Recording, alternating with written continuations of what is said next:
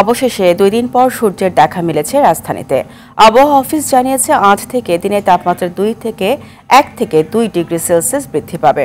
তবে শীতের অনুভূতি থাকবে। পঞ্চগড় ছাড়া অন্য কোথাও শীতপ্রবাহ নেই।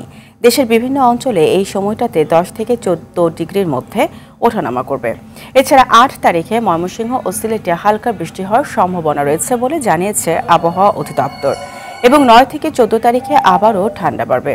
এদিকে ঘন কুয়াশায় দীর্ঘ 9 ঘন্টা বন্ধ থাকার পর পাটুরিয়া দৌলতদিয়া নৌপথে এবং 8 ঘন্টা পর আরিচা কাজিরহাট নৌপথের ফেরি চলাচল স্বাভাবিক হয়েছে।